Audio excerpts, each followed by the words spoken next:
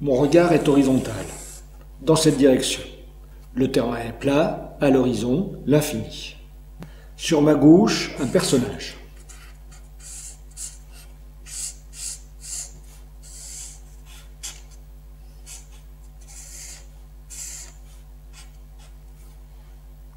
Sur ma droite, un autre personnage.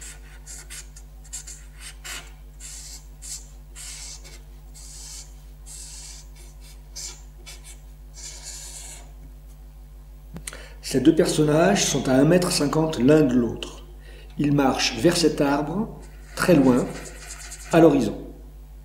Vue en plan, personnage 1, personnage 2, à 1,50 m l'un de l'autre. Ils se dirigent dans la même direction, sous cet arbre. Leurs parcours seront donc parallèles.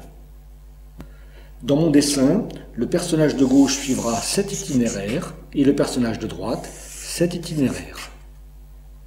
Leurs trajets, bien qu'étant parallèles, sembleront fuir à l'infini vers un même point. Nous appellerons ce point le point de fuite. Notez que les deux personnages auraient pu se donner rendez-vous sous cet arbre, ce qui aurait représenté pour eux une autre direction. Ou celui-ci.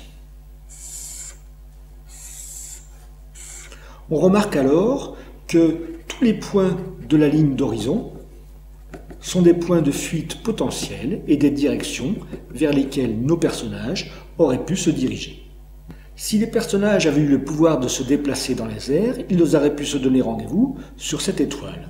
Ils auraient eu alors une direction non horizontale, ou celle-là.